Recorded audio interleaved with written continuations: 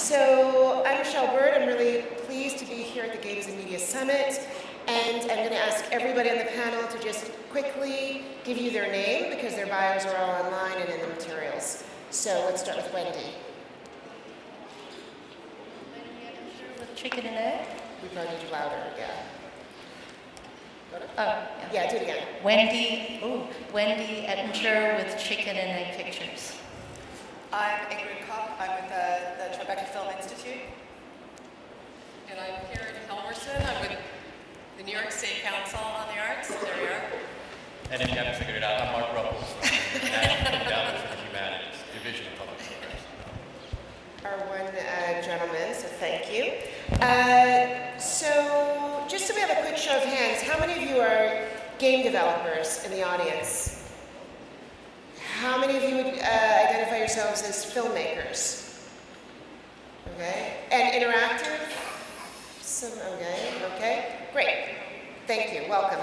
So these guys are all funders. I'm not a funder, so we're going to focus all of our attention on them. And just in terms of thinking about some things that we'd like to share with you, we want to make sure we get out the what kind of levels of funding they provide. All of them are either working on behalf of nonprofit organizations, 501c3 organizations, or government agencies. So it's a very specific grant-based type of programming that we're going to be talking about this afternoon. So just to kind of get us started, why don't we start with Marc, and we'll just kind of go across. But in terms of level of funding, what can people in the audience expect related to the NEH? Yeah, so the NEH is a federal government, beard and the microphone don't mix, federal government agency. So we spend taxpayer dollars essentially on the projects that we sponsor. My division, the Division of Public Programs, focuses on a pretty wide range of media. We fund museum exhibits, we fund films, radio programming, and we fund digital. And traditionally, we funded that in our media line, but now we have an exclusively digital line called Digital Projects for the Public. That's a very bureaucratic name, if you haven't figured that out either. But we do offer 3 levels of support through this, and games is certainly something that we would like to work with, but we also fund mobile applications, interactive documentary work, curated web experiences, those sorts of things. The 3 levels of funding are reflected in some ways of what we feel is necessary in order to really make your way through the NEH successfully. We fund humanities projects, so this is stuff that's based in history, philosophy, literature, jurisprudence, all those sorts of things that you typically would associate with humanistic ways of thinking. But that's really where we structure our program. So we have what we call discovery grants, which are first kind of initial kickstarting type of consultation grants. They're $30,000, and the expectation is essentially that we hope that these funds can be used to bridge the gap between content experts, the people who are really advising on the specifics of these projects, and media producers, and hopefully the in-between spaces that develop between them. So they're meant to be short bursts.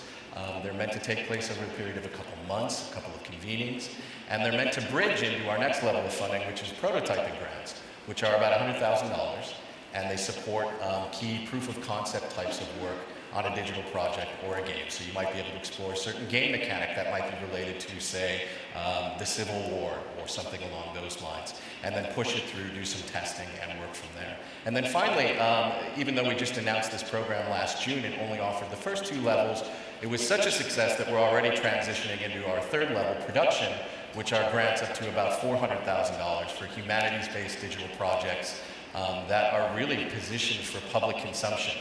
Non-specialist public consumption too, and that's kind of a key feature there.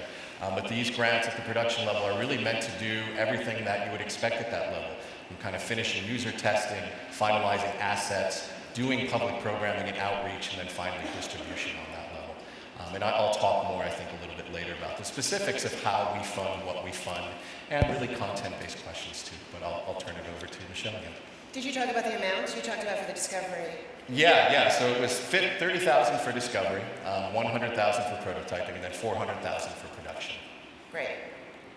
And I should add this too. We work traditionally with nonprofits, so you have to be a 501c3 or have some sort of fiscal sponsor that can operate in that regard. but there is no general requirement for matching funds at any age, which means that while we like to see the project has life outside of that, we also don't mind, especially at the first 2 levels, being one of the sole funders. Great. Karen? Well, similar to my colleague here, okay, now I can hear. We are a state agency, the New York State Council on the Arts, and again, your taxpayers' dollar at work, and so there's a tremendous amount of accountability that we also employ. I kind of hate to follow this because our funding levels are a little smaller. But anyway, we have, I think for your interests, we fund all arts, culture, and heritage across New York State. But I think for the purposes of this conversation today, I'm going to just focus on independent media, film, and new technology. And those opportunities at NYSCA are through the Individual Artists Program, the Electronic Media and Film Program, which is the one that I am the director of. And then also we have Arts Education, which is opening up more and more to a whole variety of media and interactivity in the community-based programs. And I saw a lot of that this afternoon discussed, aspects of learning. With individual artists, well, across the agency, the minimum grant is $5,000, and with individual artists, it goes up to about $25,000, and it's all phases of production, pre-production, production, and post-production. And then with electronic media and film, those grants are directly to organizations, and again, that can be anything from a museum to Chicken and Egg or to Tribeca Film Institute. We work with a whole cross-section to the very tiny galleries that support artists, help your work get out, help it to be seen, distributed, etc. The third opportunity really there is technical assistance, and these are much smaller grants, but they're much easier and they're more versatile grants, and they're largely for professional and organizational development, because what we see a real need for, especially at this time and periodically throughout the cycles of transition, if you will, with technology, new technology, old media, new media, is planning and development. So right now, one of my major initiatives is really focusing on making funding available for new initiatives, but a lot of planning and development, and also for projects that that have a lot of risk built into them. So this is one thing that we're developing more and more. Take a risk. Maybe there's a good outcome, maybe there's no outcome, maybe you're reaching your goals, maybe you're not. But what we're seeing, and what I see in this room again just this afternoon right now, is a lot of not just innovation, but interest in innovation, and a lot of creativity and imagination, and so we're trying to support that. Whatever else? That's good. That's good. If I can turn. Ingrid? Hi, so yeah, I'm with the Tribeca Film Institute. We're part of the Tribeca family, so we're the non-profit associated with the Tribeca Film Festival, which you are all part of today. And we started funding interactive work in 2011 through the support of the Ford Foundation. So currently most of our grant money still comes via the Ford Foundation support. Through the TFI New Media Fund, which is our main fund, we support 4 to 8 projects a year, and the budget range is the grant range rather, is $50,000 to $100,000. We don't define at what point you can spend that, so as long as you're in advanced development, and what we mean by that is you need to have mock-ups, a really clear sense of what the project is, or a prototype, but they have to be design mock-ups or a working prototype. As long as you're at that stage and you have a team together, you can apply, and you can also apply right towards the end as well. So we're trying to keep it really open, because at the moment, in the interactive funding space, we found that filmmakers and creators and game designers, they kind of often need support all the way through the process. The one thing we won't support right now is a project that's completed but needs sustainability funding. We realize that often with some of these projects, the point of launch is actually the point where they need the next load of funding. But we, right now, are not funding those. So you have to apply to us before you launch. And we need to be involved in the creation of the project in some way. So the grants are between $50,000 and $100,000. The good news is we understand that usually you cannot create an entire project for $50,000 to $100,000, but we work really, really well with others. So we don't take any rights. You can have funding from other organizations like Chicken and Egg, Fledgling Fund, whoever it may be, and the rights stay with you. So, you can basically do what you want with your project. And not only that, but we'll work with you as much as we can to make sure that you get the support you need, because we realize that we're one part of that sort of circle of support. Oh, and and we have a new fund too called the TAA Interactive. So TAA is Tribeca All Access. It's actually the grant that the Tribeca Film Institute started with way back when, over 10 years ago.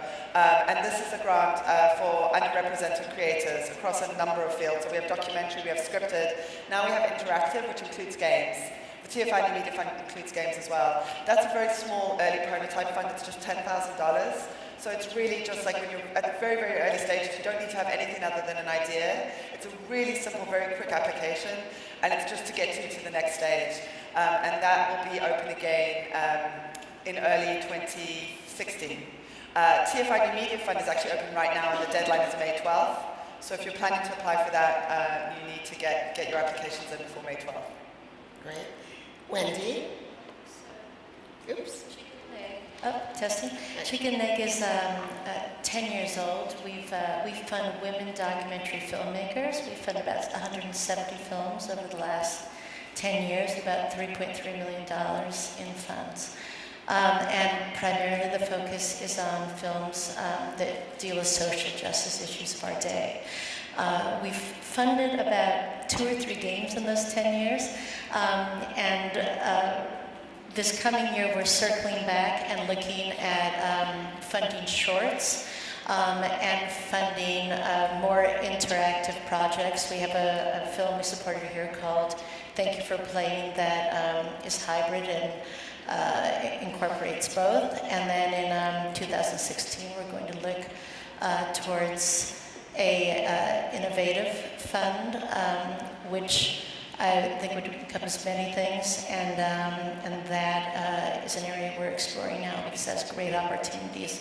We're really interested in finding new voices, telling stories, and having access to greater audiences, and we think that this is the direction to go. So one of the things that we thought that might be interesting for you to give your perspective on is the kind of panel review, or the review process for making the determination about some of the funding that all 4 entities make available, and maybe because they are the only ones that don't use a sort of traditional external sort of review panel, if you will, maybe we could start with Wendy to talk a little bit about Chicken and Egg and sort of how it's reviewing work, submissions, and sort of making the decision about funding. Sure. So we usually have about 600 submissions per cycle. We have an open call that people submit to. And we have a series of screeners that help vet it, essentially in terms of just the films that are close to our mission and looking for the artistry. And then the co-founders and the artistic, the ED, will look at the final 50. And from then we will hone it down to usually 15, 20 films. And our last round we awarded $20,000 per film. And it's important for everyone to know when you're applying to anything at all that just programmatically, when we're looking at funding, there are usually at least 20 or 30 films that we wish we had been able to fund and we actually tell other people about. So don't always think whatever you're submitting is deficient anyway. It's just a numbers game. Ingrid? Yeah, so we do mostly, we mostly do internal reviews until we get to about the final, I'd say 20 to 25 projects. And then those projects will go to advisory committee who will look at them and make a decision. Well, as I said, we fund 4 to 8 projects a year. We've recently split the fund cycle into 2 times a year because we realized that for a lot of interactive projects, we just weren't responding fast enough with the yearly cycle. So right now, we're funding 2 to 4 projects in each grant round just because we've split it. And so that advisory committee is usually made of around 5 people, and we make sure that they're really interdisciplinary. So we may have a game designer, we may have a filmmaker, an activist, All of our funds for the TFI New Media Fund have to be around contemporary social issues. So the social issue component, I should have said this before, is quite a big part of it as well. So we try and make sure that there is someone on that panel who can speak to all the elements of the projects that we're funding, and which, it is actually quite difficult because we're looking at very, very different kinds of projects. Some of them may be traditional games, others may be interactive hybrid projects that have a film attached, others could be standalone pieces for virtual reality, for example. So we're really looking at a huge spectrum of storytelling. And that does mean that the advisory committee have a really hard job to do in the sense that they're really comparing apples and oranges. But that also makes the conversations really interesting. And then we take their advice and then we make a decision internally about the projects that we're funding. And one thing I should say is, in addition to the funding, we don't just sort of hand over the cash and say, off you go, good luck, we'll see you in a year. We bring all of our grantees to the Tribeca Film Festival. We put them through 3 days of pitch training and meetings with industry. So we really work very hard to make sure that we are helping you to get the funding support that you need to keep going with your project. And I think that sort of support and mentorship is really key as well. And we also have a 3-day retreat where we bring all the projects together residentially, and they work on their projects with mentors. So it's not just about the money, it's also these other programs that we run throughout the year to make sure that you're really feeling supported all the way through. And excuse me, just to talk about sort of the on-ramps for some of the individuals, are you funding them through the hackathon? I mean, did you mention some of the other You mean programs? for the projects that have been submitted? Yeah. So there are other projects that we run in addition to the funding. We do TFI Interactive, which some of you may have been at on Saturday, just upstairs, which is a conference, but also the interactive play run. We actually showed that Dragon Cancer, which is the game that's featured in Thank You for Playing. We had a lot of games, including some really funny virtual reality games. So that's really a day of celebration, but also, and this is something that's really important to my work, trying to bring different communities and disciplines and industries together. Because increasingly we're finding that if you work in a siloed way, you're kind of shutting out a lot of really interesting potential collaborations.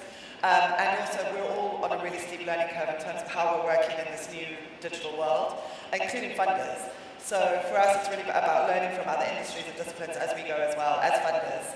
And then we have hackathons, which we run for the same reason. We want to bring filmmakers and coders and designers and scientists, we did one in CERN, together to figure out how to work differently in new ways. And then recently we actually funded, through AT&T, a new thing called the Hack Challenge. John Benton's over there, he was the winner, and he got a month to create a project. So we're always experimenting with different ways of figuring this out together and bringing new communities into the space. It's a work in progress. Karen, just in terms of review processes, panels? Yeah, and specifically with the individual artists program, again, you're going to find similarities, I think, between all of us, because part of the point is to have, peer review or expertise or professionalism that is brought in. So with individual artists, because we can get anywhere between, 300 or 400 applications, sometimes 200, 250. And then those are all broken out into a variety of genre, whether documentary or new media and technology. But with each of those genres, we match. We usually have about 4 to 7 individuals on a given panel, and we definitely match the expertise to that area or type of media that we're going to be reviewing at that time. And then for IND is the acronym.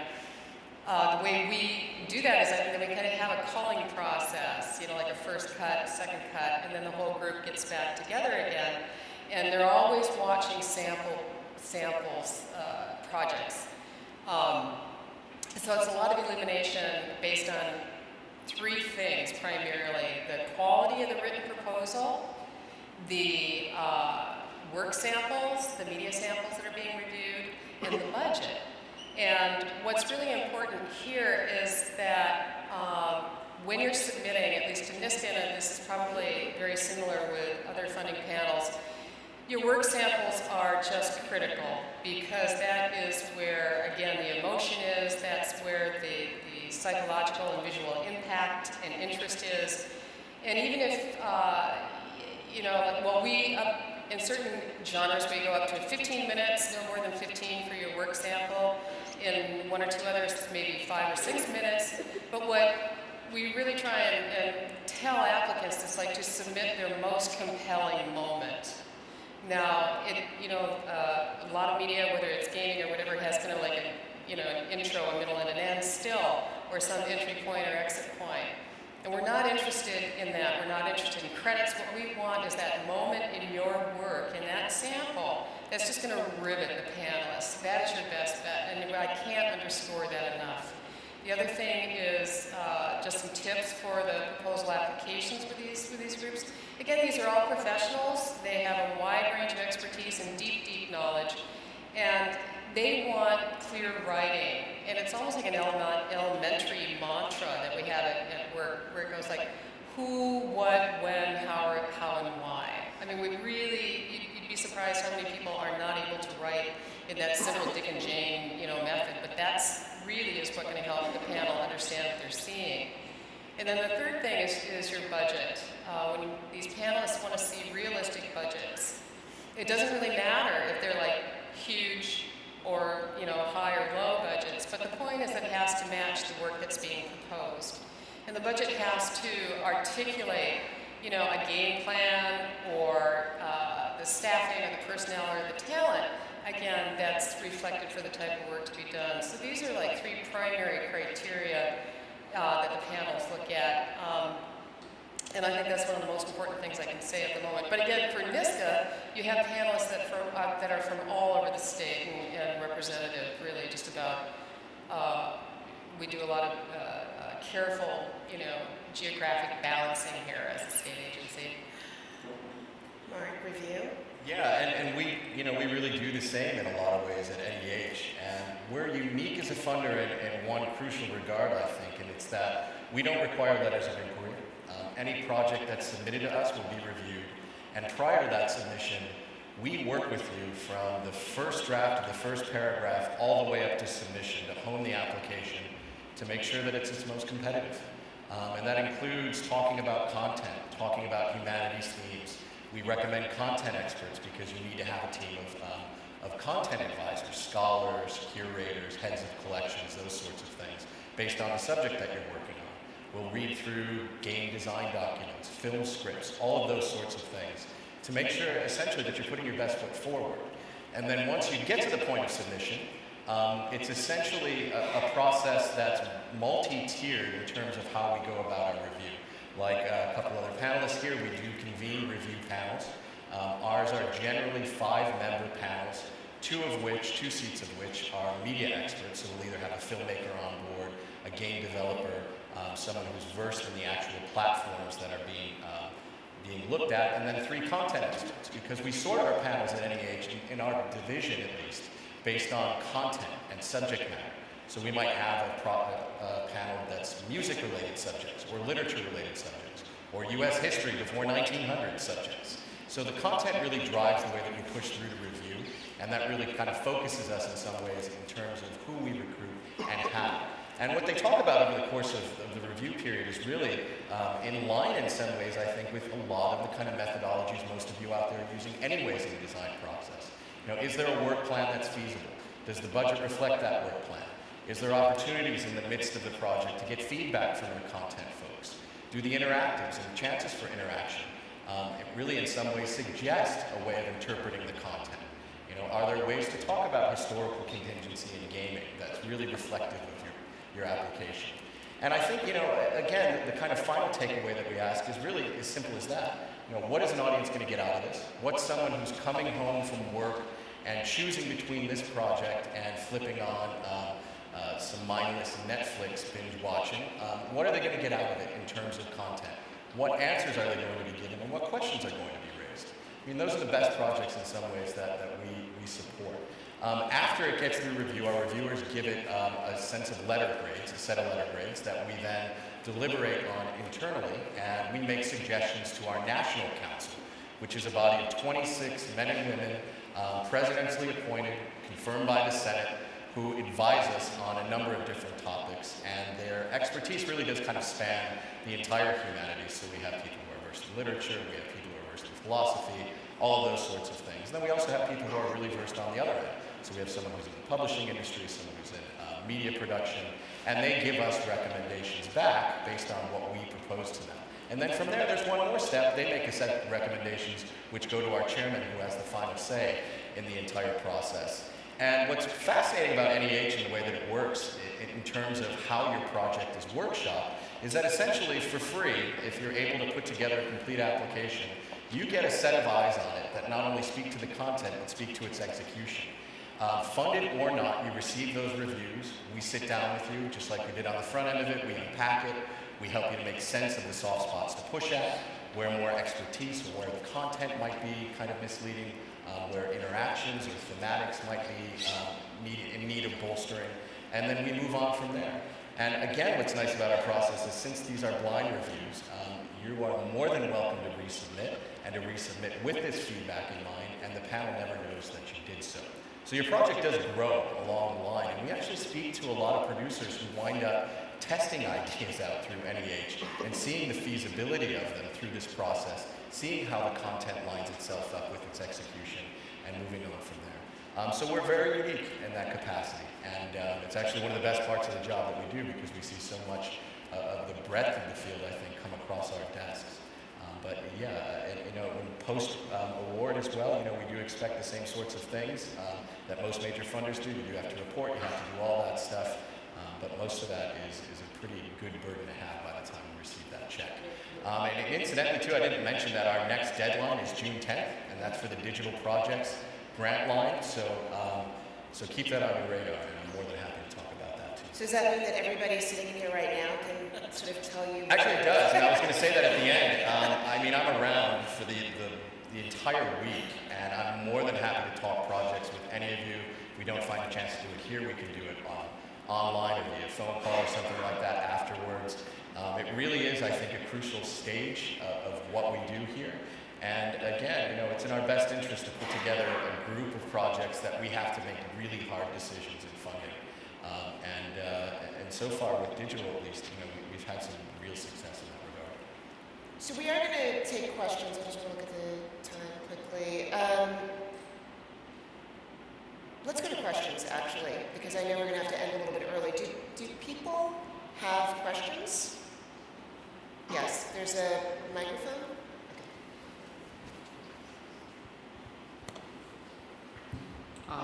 Do you sponsor any initiatives outside of the U.S.? Is this for anyone? For any, yes, any. Funding Funding of entities an outside the initiatives US? outside of the U.S.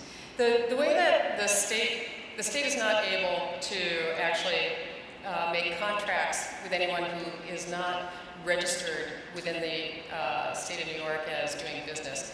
But there's lots of ways otherwise. Through our funding to nonprofit organizations, we're constantly funding co-productions or co-collaborations with entities that are well outside the U.S. borders.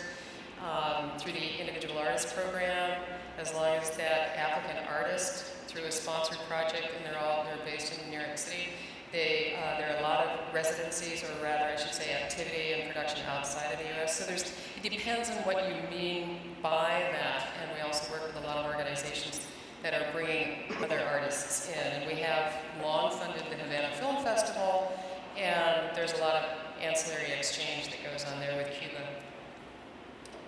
We fund projects from anywhere in the world for the TFI Media Fund. In fact, we look for global projects. It's a very global fund.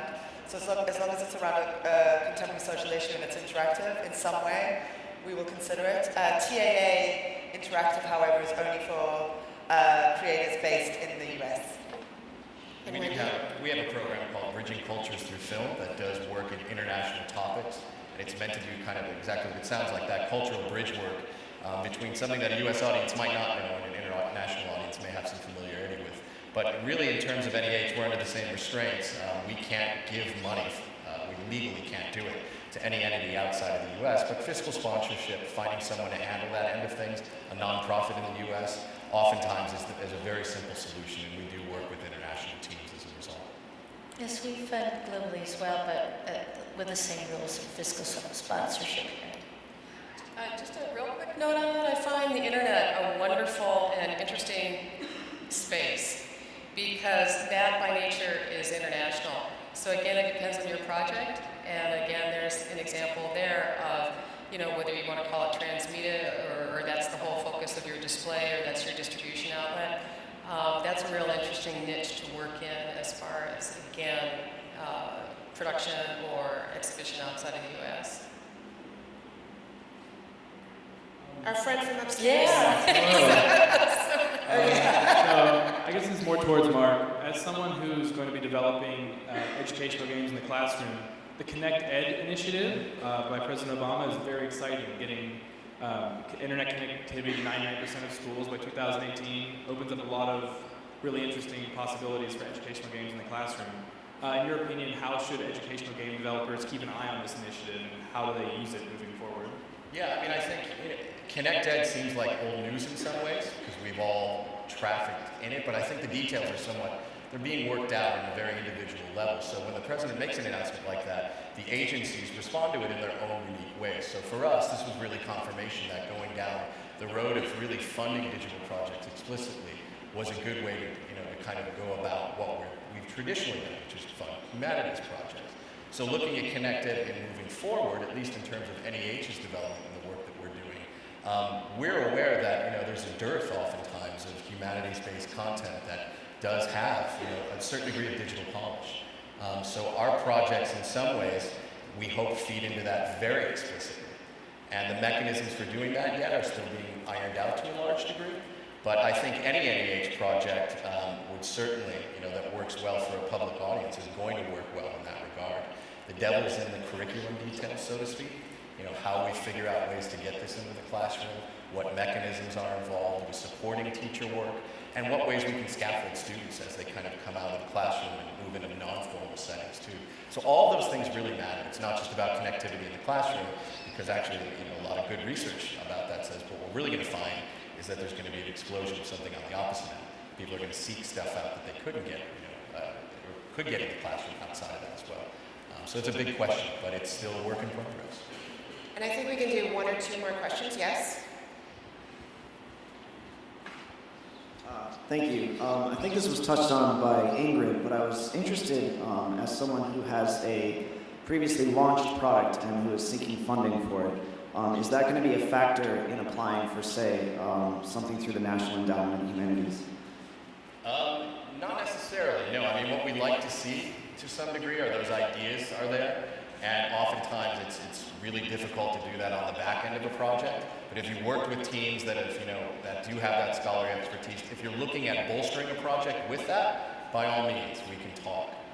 We oftentimes do see projects that come in and kind of really push more at the content end than they had before, and ask for funding that would enable them to do that. This doesn't necessarily mean that it has to be a platform. It can be something that's established that wants to take on a new chapter, for instance, in what they're doing, or create a new way of experiencing what's already been established. So from our perspective, what matters in the end is really what the audience gets out of it. And if that stuff's there, we don't care at what point you come to us. We'd like to be able to fund the whole thing, but if it works for us and it gets the review, we're all for it. Anybody else? I would just like to say that one thing that I think is really lacking in this space is funding for exactly that, like the funding you need, not just to create a new part of the project, but to actually, a lot of these projects actually depend on the rollout once they're launched, and that's really expensive. A lot of the projects we work on, you need moderators, you need to keep the code up to date, blah, blah, blah, blah, blah. At the point when you launch the project, that's actually the point where you're only halfway through often with these interactive projects. It's very different in some ways than a film, although actually even with a film, the point where you launch the film is also when you need support. So one thing I would really love, and if there are any funders in the room, is more funding in that space, because I think for funders it's less sexy in a way, because they want stuff when it's new, but it's actually really, really vital, and I think it's something we really need to bring into this space. Yeah, let me just add too, we do support public programming outright and outreach as a separate funding mechanism, so we expect that at some point we're going to get an influx of games and digital projects that have already been established that will be used as tools to kind of reach local communities, to carry on in national conversations, and we support that work fairly substantially. I'd like to ask just a really quick question by show of hands. How many in the audience are actually working with or represent a nonprofit organization? I'm very curious. Oh, that's fantastic. That's really fantastic. How many of you are based in New York State? Great. One thing I really want to emphasize is that among the other things that we were talking about earlier that funders really also do, aside from just, grant, is, convene. We have this technical assistance, we have initiatives that we're developing, and one of the most, I think, important ways in working with a funder is also engendering dialogue, and I need to learn from you as much as you may, want the support to do your projects, but messages for-profit and non-for-profit relationships are something that we're working on very studiously right now to help engender and to help support. So that begins to amplify a variety of support and monies, and we're welcoming this. We had a very successful initiative with digital conversion just 2 years ago with DCI compliant equipment. So we're moving into this realm, and again, that's NYSCA, which is arts, ARTS, .ny.gov, and I'm the only Karen on the list. So anyone of you out there with your nonprofit, I would be, really happy to meet, to talk to, and possibly see how we can, deepen this dialogue a little bit. That's great. One more. I think we're ready. Go on. Thank you. This is really inspiring. Again, I work for an organization called Access, and what I've learned over the course of the day is how hard and inspired and committed people are to making these games, and that there are experts who are really good at that, and maybe we should not necessarily do what they're doing. So, but I am interested in that partnership idea, and if there are other opportunities for that. For example, we campaign on issues like surveillance and net neutrality. I was hoping there was a net neutrality video game that just came out that I was hoping would be here, but they didn't make it into the festival. Anyway, do you support those kinds of partnerships? We're not going to hire game developers. We're not going to make our own game. We don't have the resources for it. It's a little outside our mission, but making an impact and having a game or some sort of interactive storytelling could really amplify what we're trying to do.